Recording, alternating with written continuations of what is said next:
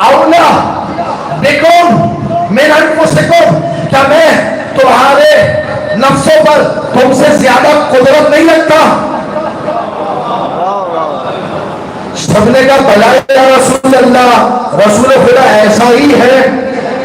کیا کہا؟ اولا۔ اب رسول نے اسی اولا سے بنایا مولا، من کو تو مولا فہذا علی المر۔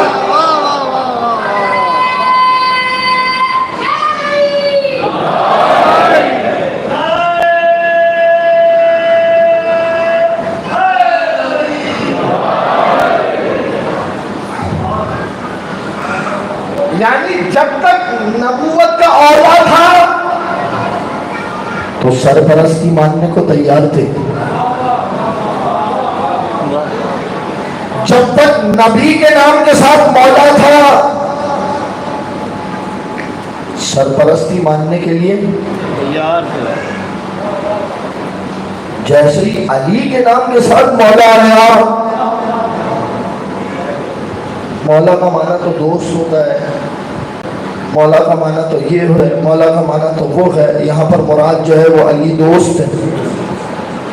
ایک دلیل دوں آپ کی خدمت میں، دیکھیں میں نے کہا نا میں تعصبی نہیں ہوں، خلیفہ ثانی جب رسول نے یہ اعلان کیا نا من کنت مولا فہذا علی، اب اگر جو بھی یہاں پر ترجمہ مولا دوست کا کر رہا ہے نا تو وہ ایک بڑی غلطی کر رہا ہے، اس لیے کہ جب نبی نے یہ اعلان کیا تو خلیفہ ثانی آئے اور انہوں نے علی کے ہاتھ پہ ہاتھ رکھ کے کہا بخل بخل لکا یبنا ابی طالب، اے ابو طالب کے بیٹے